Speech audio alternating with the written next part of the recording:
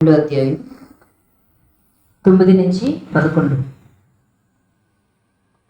అందుచేతను పరలోకమందు వారిలో గాని, భూమి మీద ఉన్నవారిలో గాని, భూమి క్రింద ఉన్నవారిలో గాని ప్రతి వాని మోకాలు యేసు నామమున వంగునట్లు, ప్రతి వాని నాలుక తండ్రి అయిన దేవుని మహిమార్థమై యేసు క్రీస్తు ప్రభువును ఒప్పుకున్నట్లు దేవుడు ఆయన్ను అధికముగా హెచ్చించి ప్రతి నామమునకు పైనామమును ఆయనకు అనుగ్రహించును. ఎక్కడెక్కడ?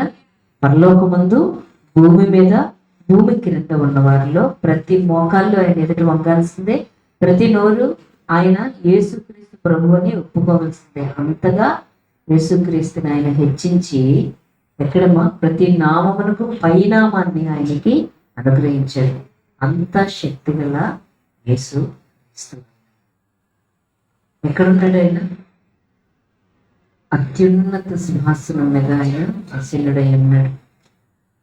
భూమి మీద అంటే మనుషులు, భూమి క్రింద ఋతులు, లేకపోతే పరలోకంలో దేవదూతలు ఎవరైనా ఆయన ఎదుట వంగాల్సిందే, యేసుక్రీస్తు ప్రభు అని చెప్పాల్సిందే. నరకమైన, పరలోకమైన, భూలోకమైన ఈ 3 లోకాల్లో ఆయన ఎదుట వంగి ఆయనకి నమస్కారం చేయవలసింది.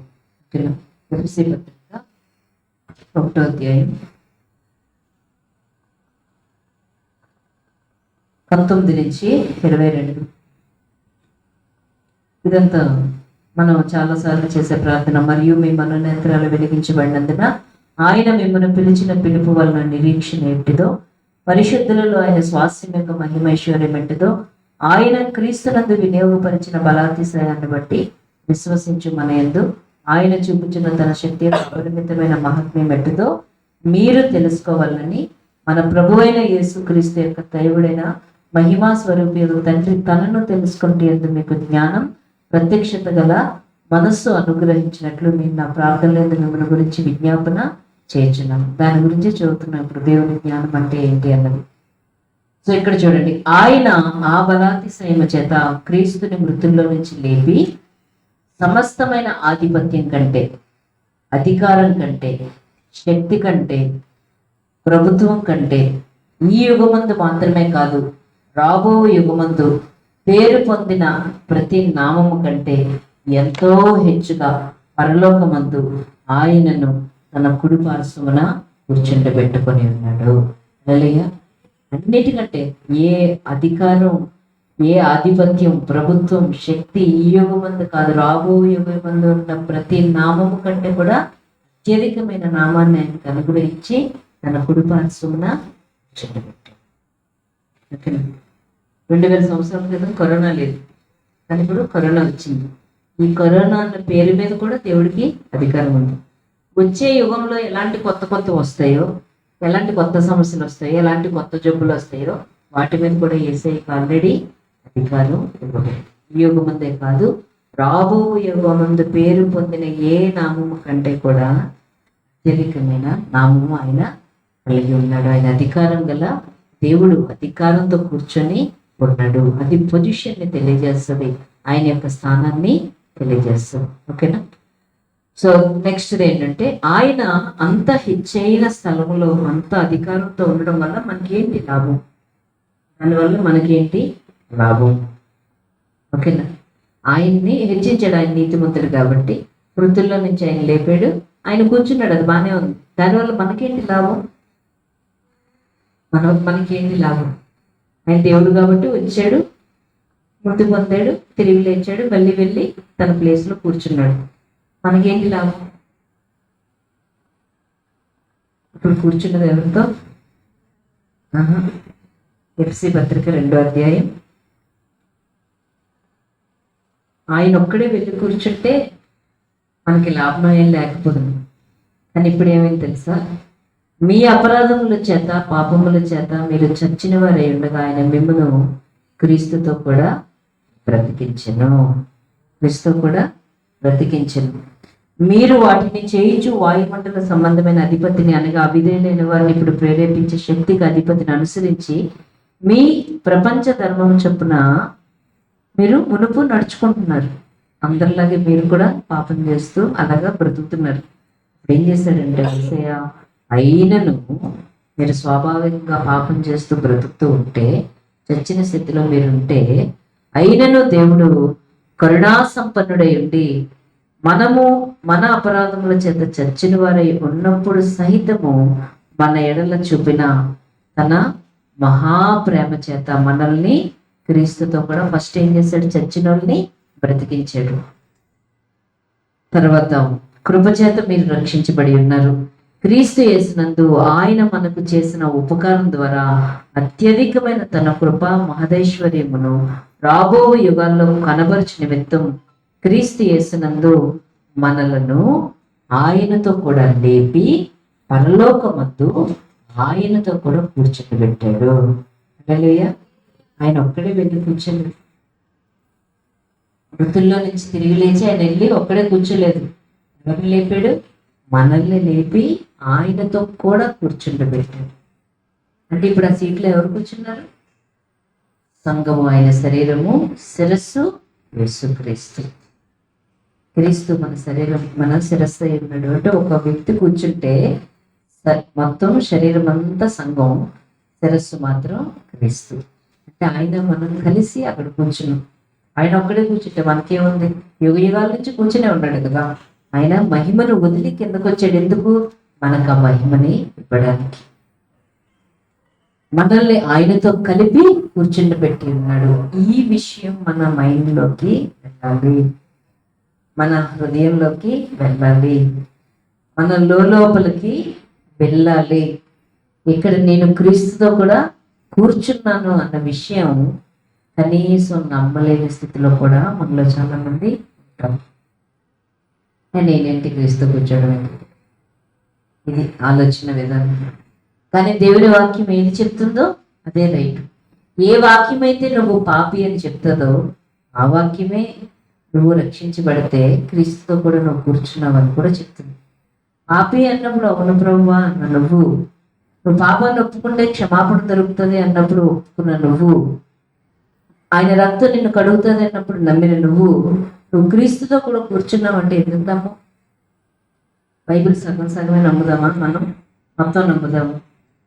ఎంతవరకు నమ్ముతామంటే ఈయన చెప్తారు, గణతేహగన్ గారు, చాలా మంది సిలువ దగ్గరకు వస్తారు. దేనికి? క్షమాపణ కోసం వస్తారు. సిలువ దగ్గరికి క్షమాపణ అడుగుతారు. ఆ తర్వాత ఏమైంది? సిలువ తర్వాత ఏమైంది? తర్వాత ఏంటి? యేసుక్రీస్తు సిలువ తర్వాత ఏంటి? యేసుప్రభు సిలువ తర్వాత ఏంటి? గుడ్ ఫ్రైడే తర్వాత ఏంటి? తర్వాత సిలువ తర్వాత ఏముంటుంది? సిలువ తర్వాత పునరుద్ధానం, అంటే తిరిగి లేస్తాను. అమ్మయ్య యేసుప్రభు లేచాడు, నేను కూడా నేను లేస్తాను. అంతేనా? తర్వాత ఏంటి? 40 రోజుల తర్వాత పెంతెకొస్తేను, అంటే దేవుని ఆత్మ చేత అభిషేకించబడతాం. అంతేనా? అంతేనా? దేవుడు తన ఆత్మను కుమ్మరించి ఎక్కడున్నాడు? ఇప్పుడు కుడి పార్శ్వమున కూర్చుని ఉన్నాడు. అదంతా అని ఆయన అడుగుతాడు. సిలువ దగ్గరకు వస్తాం, క్షమాపణ పొందుతాం, పునరుద్ధానం అయ్యాం. అమ్మయ్య మనం కూడా తిరిగి లేస్తామని నిరీక్షణతో ఉంటాం. పరిశుద్ధాత్మ బాప్తిజం పొంది అమ్మయ్య నేను బాప్తిజం పొందానని అనుకుంటాం. కానీ దేవుడికి కావాల్సింది ఏంటి? తమతో కలిసి పరిపాలించే వ్యక్తులు కావాలి. దేవుడు సిలువ దగ్గర ఉండమనట్లేదు, లేకపోతే పెంతెకొస్తు దినం దగ్గర ఆగిపోమనట్లేదు. తనతో కలిసి సింహాసనం మీద కూర్చొని నువ్వు నీ పరిస్థితిని, నీ జీవితంలో ఉన్న ప్రతి పరిస్థితిని పరిపాలించు. నీ జీవితంలో సమస్యలు ఉన్నాయి కదా, ఇప్పుడు నువ్వు పరిపాలించంటే దేశాన్ని ఉద్ధరించేద్దాం అనుకో, దేశాన్ని ఉద్ధరించేద్దాం. ఫస్ట్ నువ్వు నీ జీవితాన్ని పరిపాలించుకో. నేను నా జీవితాన్ని ఏం చేయాలి? పరిపాలించుకోవాలి. ఎలా పరిపాలించుకోవాలి? నా సొంతంగా పరిపాలించుకోగలనా? నా సొంతంగా పరిపాలించుకోవాలంటే కొద్దిసేపు బలంగా ఉంటాను, కొద్దిసేపు కిందన ఉంటాను, కొద్దిసేపటికి మాయమైపోతాను. ఎందుకంటే ఇంకా పరిస్థితులకి నేను ఇంకా తట్టుకోలేను, నా వల్ల కాదు. ఆ పరిస్థితులు నన్ను అల్లకొల్లలో చేసేస్తూ ఉంటాయి, నిరాశలకు నడిపిస్తూ ఉంటాయి, లోటుపాట్లకు పంపించేస్తూ ఉంటాయి. ఆ పరిస్థితులు నన్ను ఫెయిల్ చేస్తూ ఉంటాయి. ఆ పరిస్థితులు నన్ను భయంకరంగా నలిగిపోయి నేను హింసించబడేలా చేస్తూ ఉంటాయి. ఆ పరిస్థితులు నన్ను ఏం చేస్తూ ఉంటే నేను నిరాశపడి ఓడిపోయి ఒక మూలను కూర్చునేలాగా చేస్తూ ఉంటాయి. నా ఆలోచనలు చేస్తూ ఉంటాయి. సాతాను నన్ను హింసిస్తూ ఉంటాడు. కానీ నేను ఎక్కడున్నాను?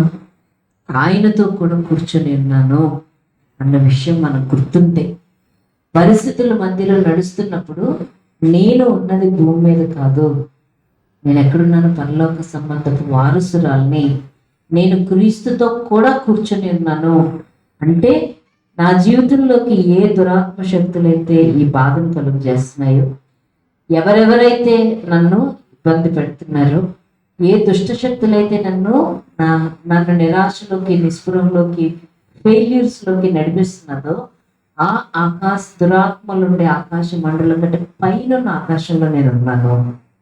నేను కింద లేదు, ఎక్కడున్నాను, దానికి పైన ఉన్నాను. అంటే ఏ చీకటి శక్తులకి నా మీద అధికారం లేదు, పైకి రాలేవు, ఎంతవరకే దానికి స్థానం. కానీ నేను దీనికి పై ఉన్నాను, క్రీస్తుతో కలిసి కూర్చున్నాను. ఏ దురాత్మ శక్తులు నన్ను తాకలేవు, ఏ దురాత్మ శక్తుల ప్రభావం నా మీద ఉండదు. నేను క్రీస్తుతో కలిసి కూర్చున్నాను. నా స్థానం అది, నా హోదా అది, నా పొజిషన్ అది, నన్ను ఏది తాకలేదు అన్న విషయం మనకు అర్థమైన వెంటనే మన మీద పనిచేసే ప్రతి సాతాను శక్తులు లయమైపోతాయి. అంతే. అది మన మైండ్లో ఉండకుండా, మన హృదయంలో ఉండకుండా, ఆ పరిస్థితి వచ్చినప్పుడు అలా ఆలోచించాలి అన్న, ఎందుకంటే ఎప్పుడు ఆలోచన వస్తుంది, ఇప్పుడు ఉదయం లేచింది మొదలు ఏమి ఎక్కువ ఆలోచిస్తుంటాం, అదే ఆలోచన వస్తుంది. ఏ విషయం గురించి నువ్వు ధ్యానిస్తుంటావో ప్రతిసారి అదే నీ ఆలోచనలోకి వస్తూ ఉంటుంది, ప్రతిసారి అదే నీ మాటల్లోకి వస్తూ ఉంటుంది. ప్రతిసారి నువ్వు చేసే ప్రతి పని, నువ్వు దేన్ని ధ్యానిస్తున్నావో దానికోసమే, దాని మీద ఆధారపడి నువ్వు మాట్లాడుతుంటావు, ప్రవర్తిస్తూ ఉంటావు. ఏది ఆలోచిస్తుంటావు, ఏది ధ్యానిస్తుంటావో అదే నీ జీవితం అవుతూ ఉంటుంది. ఇది కానీ ధ్యానించామనుకో, ఏది, నేను దురాత్మలుండే ఆకాశ మండలము కంటే పైన యేసుక్రీస్తు కూడా నేను ఉన్నాను. కూర్చోవడం అంటే ఏంటి, ఒక హోదాలో, ఒక అధికారంలో, ఆ హోదాలో నేను కూర్చున్నాను, అక్కడ నన్ను పెట్టాడు దేవుడు అన్నది మనం ప్రతిసారి దాన్ని ధ్యానిస్తూ ఉంటే, ప్రభు అని అడిగి, ఆయన్ని అడిగి, ప్రభు ఈ విషయంలో నాకు జ్ఞాన ప్రత్యక్షతనివ్వా, అర్థం చేసుకునే శక్తి ఇవ్వా అని మనం దాని మీద కానీ, ఆ కాన్షియస్లో కానీ మనం ఉంటే ప్రతి పరిస్థితి మన కాళ్ళ క్రిందే ఉంటుంది. ఇది మరిచిపోయి, ఇది ప్రాక్టీస్ చేయక, దీనిని గురించిన జ్ఞానం లేక ప్రతిరోజు మనం అనేకమైన సమస్యలతో మిట్టాడిపోతూ ఉంటాం. ప్రతిసారి, ఎవ్రీ టైం, ప్రతిసారి. ఎందుకనే ఇది చాలా ఇంపార్టెంట్ మనకి. చెప్తున్నా, నాకైనా వింటున్నా, నీకైనా చాలా వెరీ వెరీ ఇంపార్టెంట్. దీని గురించి మనం తెలుసుకోవాలి. ప్రభు విషయంలో నాకు జ్ఞాన ప్రత్యక్షత కావాలి. ఇది దేవుడు మనకిచ్చిన ఆస్తిలో ఒక భాగం. ఏంటది? క్రీస్తుతో కలిసి కూర్చొని ప్రతి పరిస్థితిని శాసించే శక్తి ప్రభు మనకి ఇచ్చినటువంటిది. సో ఇది ఎప్పుడు చేశాడు? నువ్వు నీ 10 ఏళ్ళు వచ్చాక చేశాడు ప్రభు. ఏ కార్యం? నిన్ను క్రీస్తుతో కూడా కూర్చుండి పెట్టాడు కదా. నీకు 10 సంవత్సరాలు వచ్చాక చేశాడా? 20 సంవత్సరాలు వచ్చాక చేశాడా? లేకపోతే నిన్న మొన్న ఈ కార్యం చేశాడా? నువ్వు ఇంకా పుట్టకముందే, నువ్వు ఇంకా పుట్టలేదు. 2000 సంవత్సరాల క్రితం నువ్వు లేవు, నేను లేను. భూమి పునాదులు వేయబడక మునుపు నువ్వు లేవు, నేను లేను. కానీ యేసుక్రీస్తు హృదయంలో మనం ఏర్పాటై ఉన్నాం. మనం ఉన్నాం ఆయన ఏర్పాట్లు, ఆయన నిర్ణయంలో మనం ఉన్నాం, ఆయన పిలుపులో మనం ఉన్నాం. అందుకే ఈ యుగమందు మనం ఆయన్ని నమ్ముకున్నాం. ఇక్కడ మనం పుడతామని, ఆయన నమ్ముతామని తెలిసే 2000 సంవత్సరాల క్రితం ఈ విమోచన కార్యాన్ని చేసి, మన పాప క్షమాపణ కోసం ఆయన సిలువలో మరణించి, సాతాను తలను చితకత్రొక్కి మనల్ని ఆయనతో పాటు లేపి కూర్చుండబెట్టాను. అంటే అయిపోయిన కార్యం. ఇది ఇప్పుడు జరుగుతున్నది కాదు, జరగబోయేది కాదు. నువ్వు బాగా నడిస్తే నేను తీసుకెళ్ళి సింహాసనం మీద కూర్చోబెడతానే అనట్లేదు దేవుడు, అలా చెప్పట్లేదు. లేకపోతే నువ్వు చనిపోయిన తర్వాత అప్పుడు నేను క్రీస్తుతో కూడా కూర్చోబెడతాను అనట్లేదు. నేను ఆల్రెడీ ఏం చేశాను? సింహాసనం మీద కూర్చోబెట్టేశాను. అయిపోయింది, ఇది ఫిక్స్డ్ ఆల్రెడీ. 2000 సంవత్సరాల క్రితమే నువ్వు ఆయనతో పాటు సింహాసనం మీద కూర్చున్నావు. ఈరోజు ఆ విషయాన్ని నువ్వు గ్రహిస్తే, అది నమ్మితే దాని ప్రకారం నడిస్తే ఆ హోదాని, అధికారాన్ని, ఆనందాన్ని నువ్వు నేను పొందగలను. గ్రహించకపోతే, ఆ విషయంలో మనకి జ్ఞానం లేకపోతే, ఒకవేళ తెలిసిన దాని గురించి పెట్టినా ఏం చేస్తామని పట్టించుకోకపోతే దానిలో ఉన్న ఆనందాన్ని ఏమాత్రం కూడా మనం అనుభవించలేము. సాతానికి మన మీద అధికారం లేదు అన్న విషయం ఫస్ట్ మనకు అర్థం కావాలి. దానికన్నా పైన మనం ఉన్నాము, వాడు మనల్ని ఏమీ చేయలేడు, క్రీస్తుతో కూడా పరిపాలించే కృప దేవుడు నాకు ఇచ్చాడు, నా స్థానం క్రీస్తుతో కలిసి ఉంది. దేనికి, ఏ విధమైన సిక్నెస్కి, ఏ విధమైన అనారోగ్యానికి కానీ, ఏ విధమైన సాతాను శక్తులు కానీ, ఏ పరిస్థితులకు కానీ, ఏ నిరాశ నిస్పృహలకు కానీ, వేదన బాధలు ఇబ్బందులకి దేనికి నా మీద అధికారం లేదు అని మనం గ్రహించి దాన్ని ఖచ్చితంగా చేసి తీరాలి. ప్రాక్టీస్ చేసి తీరాలి. ప్రాక్టీస్ చేయకపోతే ఏదో ఉదయం దీని గురించి ఏదో ఆలోచిస్తుంటే కొన్ని ఫర్ ఎగ్జాంపుల్ మన పాప వరలక్ష్మి ఉంది కదా, వరలక్ష్మిని హడావుడిగా ఎక్కడికి తీసుకెళ్ళాం, కేజీహెచ్ తీసుకెళ్ళాం. ఏం చేశారు వాళ్ళు? ఇమ్మీడియట్గా ఒక మెడిసిన్ని ఎక్కిచ్చారు. ఓకేనా? అలాగా ఇప్పుడు నాకు అర్జెంటుగా ఒక మెడిసిన్ కావాలి, అది వేసుకుంటే నేను ఇప్పుడు బాగైపోతాను. పరుగులు పెట్టి ఆ మెడిసిన్ కొనుక్కొని ఇలా చేతితో పట్టుకొని ఉన్నాను అనుకోండి, ఏమవుతుంది? కొద్దిసేపట్లో చేస్తాను. ఏం చేయాలి? దీన్ని ఆ లోపలికి వెళ్ళాలి. సో చాలా విషయాలు తెలుసుకోవడానికి మనం ప్రయాసపడతాం. చాలా విషయాలు తెలుసుకున్నాం, కానీ దాన్ని ప్రాక్టీస్ చేయకపోతే, అంటే దాన్ని మనలోకి తీసుకోకపోతే, దాని ప్రకారం మనం నడవకపోతే అది ఎందుకైనా పనికొస్తుందా? దుబ్బు పని.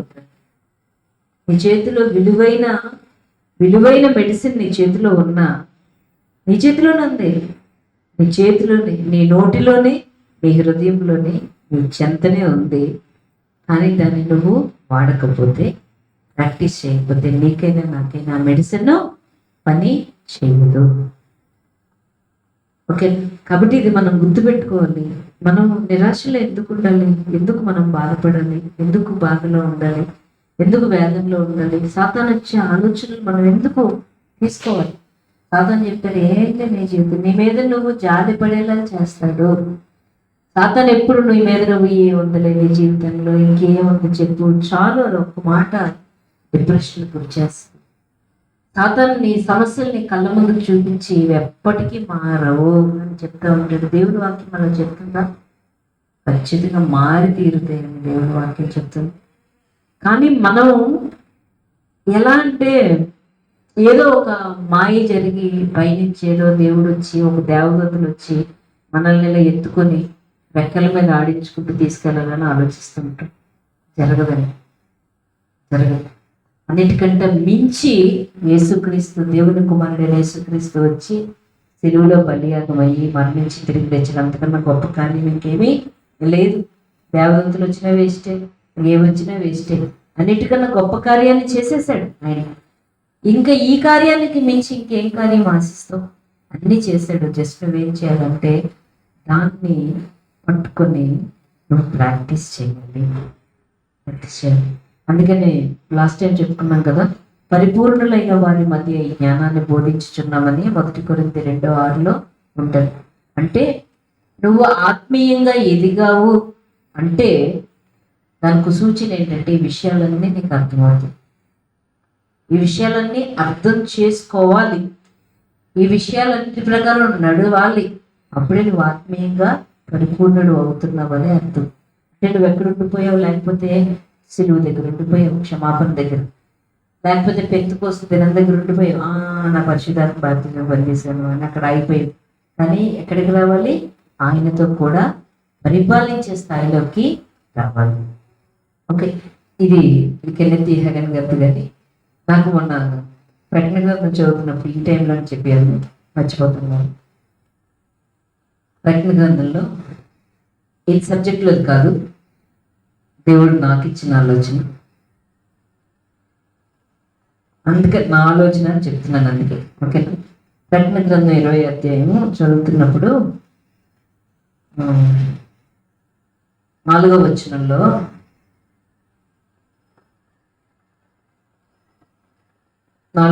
వచనంలో అంతటి సింహాసనం చూచాను, వాటి మీద ఆసీనుల ఎండు వారిని విమర్శన చేయుటకు అధికారం ఇవ్వబడింది. మరియు క్రూర మృగముకైనను దాని ప్రతిభకైన నమస్కారం చేయక తమ నొసల యందు కానీ చేతుల యందు కానీ దాని ముద్ర వేయించుకుని వారిని. నెక్స్ట్ ఇక్కడ నుంచి వినండి. యేసు విషయమే తామిచ్చిన సాక్ష్యం నిమిత్తం, దేవుని వాక్యం నిమిత్తం శిరచ్ఛేదనం చేయబడిన వారి ఆత్మలను చూశాను. వారు బ్రతికిన వారే 1000 సంవత్సరాలు క్రీస్తుతో కూడా రాజ్యం చేశారంట కదా. 1000 ఏళ్ళ పరిపాలన అని ఉంటుంది కదా. అక్కడ ఎవరు క్రీస్తుతో కూడా రాజ్యం వెళ్తారంట? యేసుక్రీస్తు గురించి సాక్ష్యం, తామిచ్చిన సాక్ష్యం నిమిత్తం, దేవుని వాక్యం నిమిత్తం శిరచ్ఛేదనం చేయబడ్డారంట. సాక్షులను రాయొచ్చు కదా అక్కడ. అది చదువుతున్నప్పుడు నేను ఎలా చదువుతున్నాను, చదువుతూ నిజంగా న్యాయం ప్రభు, మీకోసం చచ్చిపోయిన వాళ్ళు మీతో రాజ్యం వెళ్ళకపోతే ఇంకెవరు వెళ్తారు? నిజంగా న్యాయం దేవా, మీతో ఇక్కడ ఈ భూమి మీద శిరచ్ఛేదనం చేయబడ్డారు కాబట్టి నీతో పాటు 1000 సంవత్సరాలు వెళ్ళడం అన్నది రైట్. అది రైట్ అని చదువుతున్నాను. చాలా సంతోషంగా చదువుతున్నాను. చదివి నేను మామూలుగా ఏదో ప్రార్థన చేసుకుంటే సడన్గా ఈ వాక్యం నాకు ఎలా అర్థమైంది తెలుసా? ఇప్పుడు అప్లై చేసుకుని 1000 సంవత్సరాలు పక్కన పెట్టుకుని ఈ రోజు గురించి, ఈ డే గురించి ఆలోచిస్తే,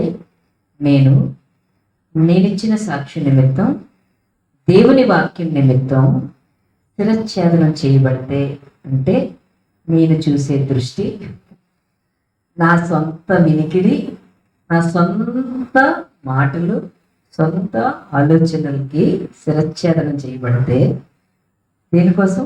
ఆయన వాక్యం కోసం నేను బ్రతికి క్రీస్తుతో కూడా పరిపాలిస్తాను ఈ రోజుని అని అనుకున్నాను. హల్లెలూయా. మీకు నచ్చింది అది? నాకు చాలా బాగా నచ్చింది.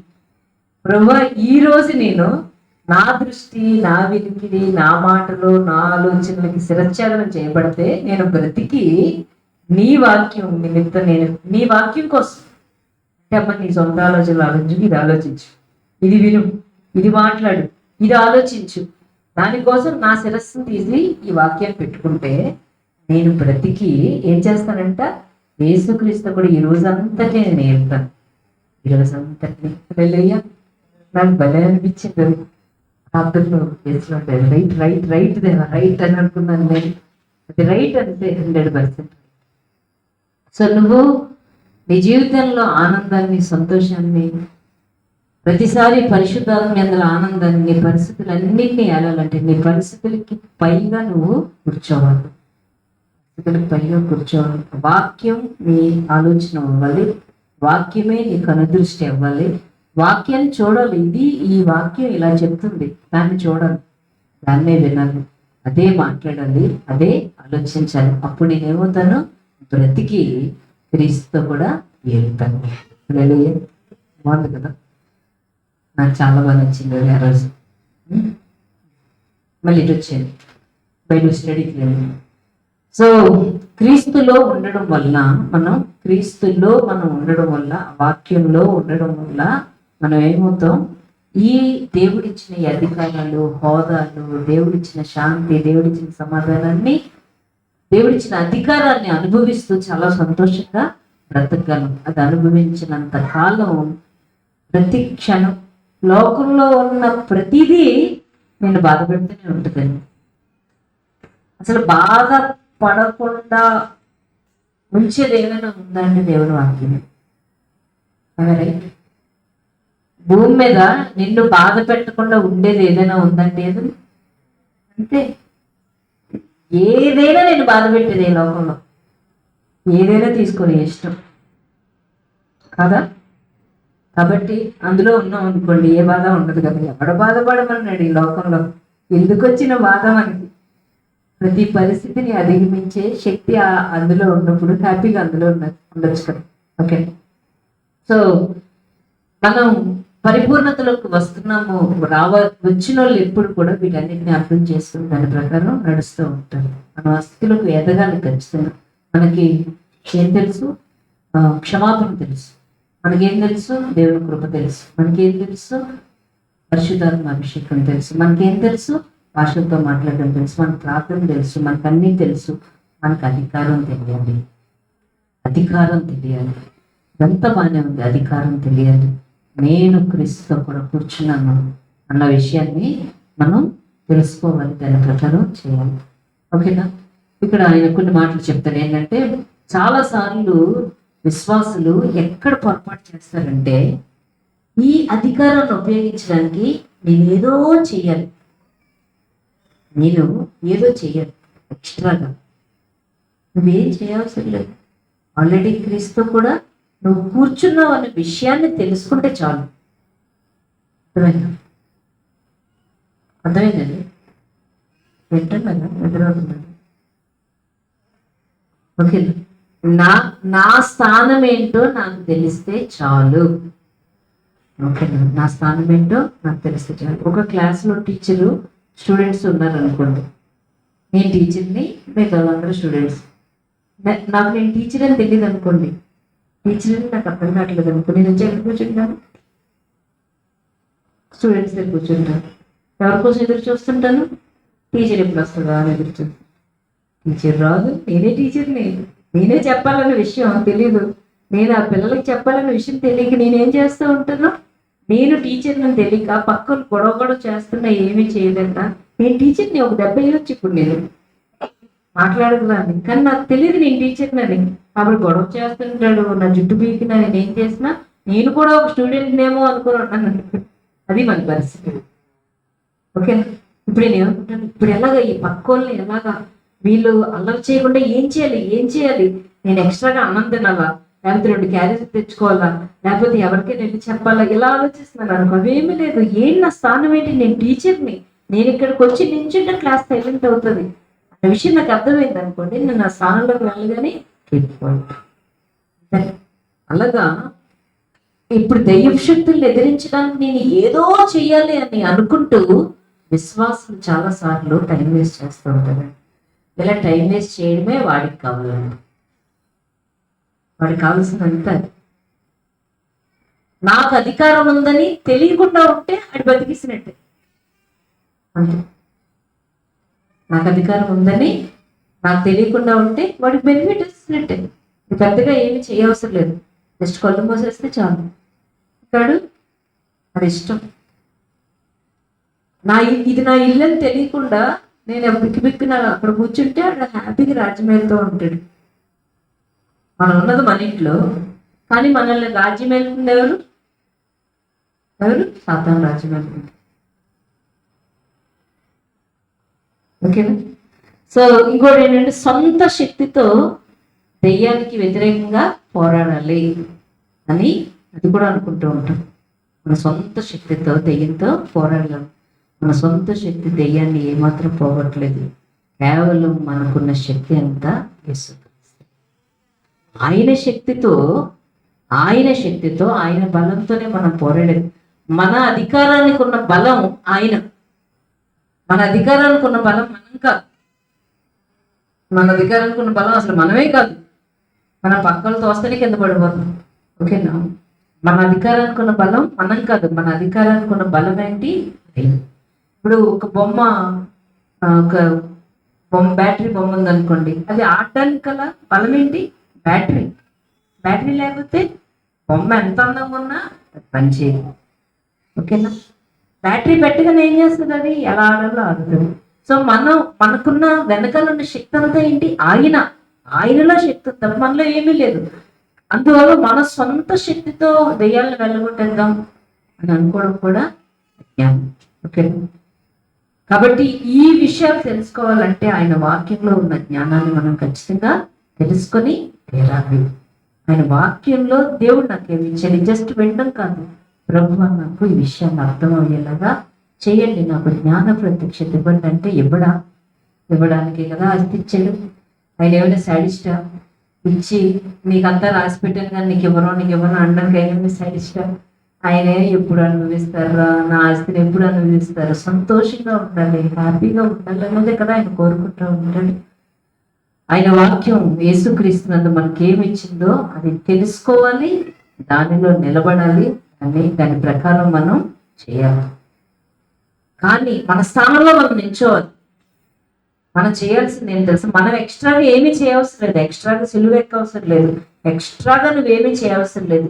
నా స్థానం ఏంటో నేను తెలుసుకొని నా స్థానంలో నిల్చోవాలి. కానీ ఇక్కడ సాతాను ఏం చేస్తాడంటే మనల్ని మోసం చేస్తాడు. ఏమైనా మోసం చేస్తాడంటే, వాక్యం చెప్తుంటాం కదా, నువ్వు క్రీస్తుతో కూడా కూర్చున్నావు అంటే మరి నువ్వు అంటాడు. క్రీస్తుతో కూర్చోడం ఏంటి బొత్తిగా? నువ్వు క్రీస్తుతో కూర్చోడం ఏంటి చెప్పు? నువ్వేంటి, నీ బ్రతికేంటి, నువ్వు క్రీస్తుతో కూర్చోడం ఏంటి?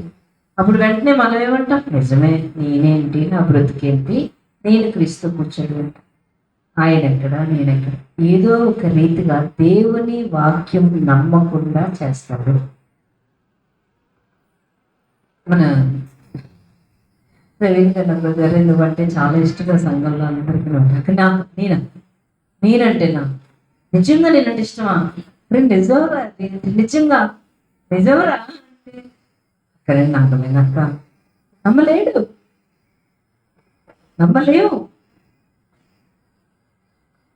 అంతే మన పరిస్థితి. అదే దేవుడిని చాలా ఎక్కువ ప్రేమిస్తున్నాడు. నేను దేవుడు కదండి అందరినీ ప్రేమిస్తాడని అంటాం తప్ప, నన్ను ప్రేమిస్తున్నాడు అని నిజంగా నీకు తెలిస్తే, నాకు తెలిస్తే ఎలా ఉండవు. ఆయన నీకు అధికారం ఇచ్చాడు, ఇచ్చాడు అంటే ఒప్పుకుంటావు. ఇక్కడ అధికారం ఇచ్చాడు అన్నది నిజంగా హృదయంలో ఆత్మలో తెలిసిందానికి ఇలా ఉండవు. అధికారాన్ని ఉపయోగిస్తే కార్యాలు జరుగుతాయి, నిజమేనండి, నిజంగా గొప్ప దేవుడు ఆయన, జరుగుతాయి అంతే. మనం కూడా గట్టిగా మాట్లాడతాం, కానీ నిజంగా తెలిస్తే పనులు జరగడం చూస్తాం. ప్రత్యక్షత మనలో కలగాలి, నమ్మాలి. వాడు చేసే ఒకే పని ఏంటో తెలుసా? ఈ వాక్యాన్ని నమ్మకుండా విశ్వాసం అనే ఆ దానిలో నుంచి బయటికి తీసుకొస్తాడంతే. మనం ఆ ఫెయిత్ రెల్మ్లో ఉంటే, దేవుడు వాక్యంలో చెప్తుంది, ఇది నేను నమ్ముతాను, దేవుడు ఇది చేస్తాడు, దీని మీద అధికారం ఉందని. అది ఎక్కడైతే నమ్ముతామో వెంటనే కార్యాలు జరుగుతాయి. అక్కడ ఆ రెల్మ్లో కింద తీసుకొస్తాడు. నమ్మనివ్వడు, నమ్మకుండా చేస్తాడు, మోసం చేస్తాడు. ఆదాము అవ్వని ఎలా మోసం చేస్తాడో ఇప్పటికీ వాడి స్ట్రాటజీ అదే. దేవుని వాక్యం నమ్మకుండా చేస్తాడు, అధికారం ఉంది అన్నదాన్ని నమ్మకుండా చేస్తాడు. ఎంత బాధాకరమంటే, నేను చదువుతుంటే నా మీద నాకే బాధ అనిపించింది. ఏమని తెలుసా? లోకంలో యేసుక్రీస్తుని నమ్మలేని వాళ్ళకి దేవుడు సాతాను. లోకంలో యేసుక్రీస్తుని నమ్మలేని వాళ్ళకి దేవుడు రాజు ఆయన. ఎవరు? వాడు సాతాను. ఓకేనా? సాతాను బంధకాల్లో వాళ్ళందరూ ఉంటారు. వాళ్ళు ఆ బంధకాల్లో ఉండాల్సిందే, అంధకార సంబంధమైన అధికారంలో ఉండాల్సిందే. వాడు ఏం చెప్తే అది చేయాల్సిందే, వాడు ఎలా ప్రేరేపిస్తే అలా చేయాల్సిందే. వాళ్ళు కానీ ఒక్కసారి యేసుని నమ్మితే ఇంక వాళ్ళ మీద అధికారం పనిచేయదు. వాళ్ళు వెంటనే వెలుగు రాజ్యంలోకి వచ్చేస్తారు. అదే సువార్త. ఇదిగో నువ్వు సాతాను అధికారంలో ఉండవసరం లేదు, దేవుని అధికారంలోకి రావచ్చు, క్రీస్తు నీ కోసం చనిపోయాడు, నువ్వు సాతాను బంధకాల్లో ఉండవసరం లేదని చెప్పడమే సువార్త. ఇదంతా బాగానే ఉంది, కానీ దుర్వార్త ఏంటంటే మనం సాతాను అధికారంలో లేవని మనకే తెలియదు. వాడికి మన మీద అధికారం లేదన్న విషయం మనకే తెలియదు. అధికారంలో లేవు, వాడి యొక్క అధికారంలో మనం లేవు. ఎందుకంటే అంధకార రాజ్యం అధికారంలో నుంచి వెలుగు రాజ్యంలోకి ఆయన మనల్ని తన రక్తము చేత విమోచించుకున్నాడు. ఇది మన పరిస్థితి. కానీ ఈ విషయం గురించిన కంప్లీట్ అవగాహన లేక సాతాను నన్ను హింసిస్తున్నాడు, సాతాను నన్ను ఎలా చేస్తున్నాడని వాడి అధికారంలోకి వెళ్ళిపోయి మనం చెప్పాల్సిన వాళ్ళం ఏమని? అంధకార రాజ్యపు అధికారంలో ఉన్న వ్యక్తిని చూసి, ఇదిగో నువ్వు ఈ అధికారంలో ఉండవసరం లేదు, క్రీస్తు నీ కోసం చనిపోయాడు, నువ్వు వెలుగు రాజ్యంలోకి రావచ్చు అని సువార్త ప్రకటించవలసిన మనం అసలు అక్కడికి సంబంధించిన వాళ్ళని కాకపోయినా వాడు పెట్టే ప్రతి టార్చర్ని అనుభవిస్తూ ప్రతిరోజు బాధించబడుతుంది. It's very bad. ఒకే ఒక కారణం, ఇగ్నోరెన్స్. దాని గురించిన జ్ఞానం మనకు లేదు. పాకిస్తానుడికి నాకు సంబంధం లేదు. ఆడు నన్ను వాళ్ళలో ఉన్న కోట్ల మంది పోలీసులు ఉన్నా నన్ను ఏమనడానికి వీల్లేదు, ఎందుకంటే నేను భారతదేశానికి సంబంధించిందని. కానీ ఆ పోలీసులు వచ్చి నన్ను హింసిస్తున్నారు అనుకోండి, ఎక్కడ నా దేశంలోకి వచ్చి నా ఇంట్లోకి వచ్చి పాకిస్తాన్కి సంబంధించిన పోలీసు వచ్చి నన్ను హింసిస్తున్నాడు అనుకోండి, నువ్వెవడివి అని అడిగితే చాలు, నా వెనకాల ప్రభుత్వం ఉంది, నువ్వెవరివి నా పౌరుని అనడానికని. కానీ మనం సారీ అండి, తప్పు అయిపోయిందండి అని లేని తప్పు కూడా కొట్టించుకుంటున్నాం అన్నమాట మనం. ఇది మన పరిస్థితి.